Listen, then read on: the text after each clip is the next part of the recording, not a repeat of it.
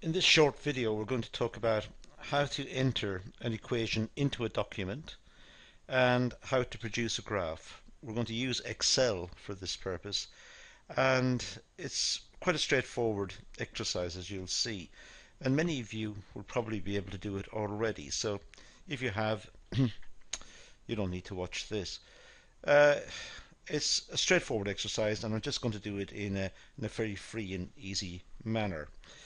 So let's start by, we're going to enter an equation, and you can use this equation to copy it and paste it into a document, which makes your documents look a lot better. So let's say, for argument's sake, that you wanted to produce a simple equation like this one, where you got this nice squared term or this nice cubic term at the top, and you want to enter this into a document. You may have more sophisticated equations to enter, or more sophisticated expressions, and you'll see that it's actually quite straightforward to do. let's let's see how to go about it. Let's just take this out for a moment, because we don't need that. Now let's say we go here to Insert, and we'll go down here to Equation Generator. So let's just tap that, and we get this box here. Now this is going to be very small to read at the start, but let's not worry about that. Let's just say b is equal to, well, it's equal to 2. Now we've got a squared, let's say. So what we want to do here is go to this one, this symbol here, click on it, and click on this one here.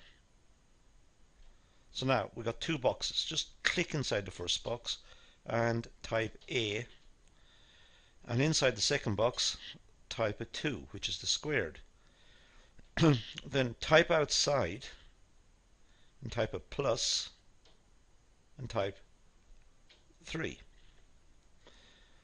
and just click on the edge of the box itself and make that into something more pleasing, like that, and let's just embold it. So now you can see we've generated a nice equation which could be embedded into a document. You make a document, you can embed that one. Clearly you can do this for the same here, and you can do more sophisticated equations, but it's just a neat way of being able to copy and paste. Just copy and take it into your other document and paste it. So it does nice equations.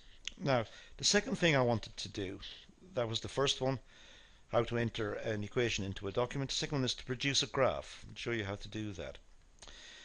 Well, here I've already put in a variable a, and I've got the first two terms. Now I'm just going to continue this sequence, minus 10, minus 9, minus 8, and so on. So I'm just going to highlight those and now drag it down, and we can go down to here, let's say. So we've gone minus 10, minus 9, minus 8, minus 7. We can go one more, I suppose. There. Down to 9. Now we want to, let's say we want to deal with, let's go back here for a moment.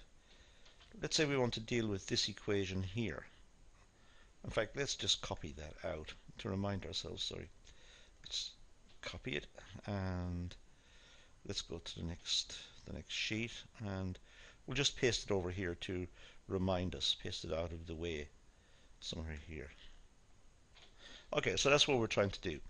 We're trying to get b equal to that. So we need to enter a formula here, and the formula we need, well, we need to enter the formula by typing an equal sign.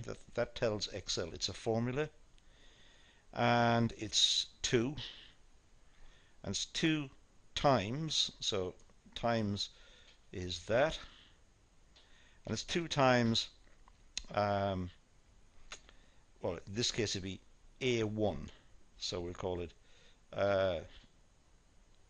A1, but it's a1 squared. Now how you get a squared, how you get a power in Excel is by using this symbol there. So we'll type that, and it's squared, and it's plus 3,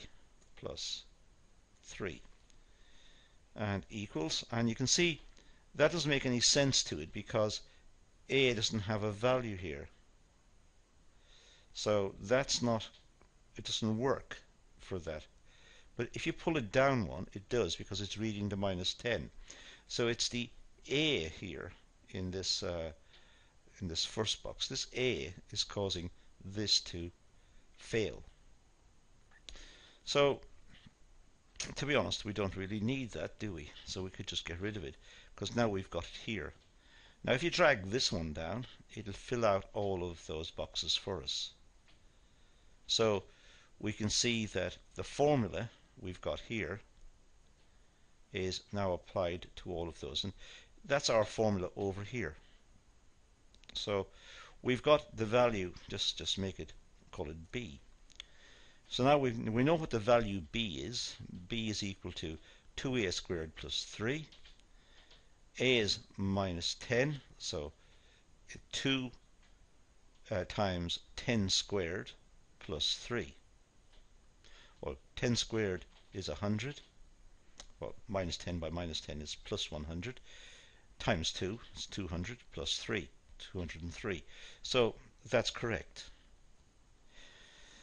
So now we know how to use the formula. Now we need to enter a graph. Like we said, we need to enter a drawing of this to see what it looks like pictorially. And the way we do this is by going to Insert, and here we're going to go to Line, and we'll just take the first one here. And as you can see now, in this case, it's picked up 2 lines. It's picked up an A and a B. So it's not very nice the way it's done that. So what we need to do is to come out of there, and in fact let's get rid of this one and highlight it again. So now what we need to do is to just highlight this lot. Now let's go with inserting the line again. So here, pick this one, and that's much better. So there you go. In fact, let's change the color, and also let's see if I can do the whole thing. Would you believe I can't? It doesn't allow me to. So let's click outside there. That's the best I'm going to do. If you right click on that and format the data series, that should allow me to change the line style. But in this case I want to increase it, make it a bit thicker so we can see it. Do it up to about there. Now click outside. Now we've got a nice thick line that we can look at. So that's the shape of the curve. Now in fact, if I go back here, and instead of saying 2 times a squared plus 3, so 2a squared plus 3, instead of doing that, we could change this one to a 3. So cube it. And if we do that, we get this dreadful looking graph because we've distorted one of the values. Pull it down, and now we're going to distort all the values. But you can see we've now got a cubic equation. It's just updated itself. You can get hours of endless fun out of this one.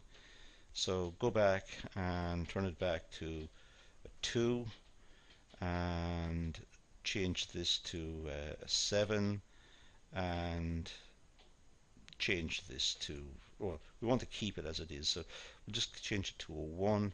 You can see the graph looks pretty strange. Just drag that down and see what it looks like. There you are. It's back to a parabola again, and it's 7 off here, because when A is equal to 0, y is, or b is equal to 7. So that's how you would draw graphs. You can, by the way, if you click on here, just click on it, and you can go to layout. Now you can make it look a lot better. You can add a title to the axis, let's say to the primary vertical axis, and we can, let's say, we could do, let's go back and say axis, primary vertical, primary horizontal, axis titles. I'm sorry, we're looking for this one here. We could add this. So it gives us a title for the chart. We can just type in whatever we want to in here, say price, and delete the rest. And we could make that a bit bigger so it looks a bit better. Go back here, pick a bigger value, say 20. There we've got price. You can do the same for the horizontal axis. I won't go through it. We could also do the same for the chart title. Put a chart title in here and call it market. Call it whatever is appropriate. So just give it a title. And you can see that's how you can start to draw graphs using a spreadsheet. So it's very simple. Most of you will probably know how to do this already. It's just revision for some of you who perhaps might have used it in the past and have forgotten about it. But it's worth going back, refreshing it. It makes life a little easier. It makes documents easy to be able to insert nice equations into the documents. And if you would need to insert charts and graphs and so on, that's how it's done. But that's all I'm going to deal with in this class. So let's leave it at that and say thank you for watching.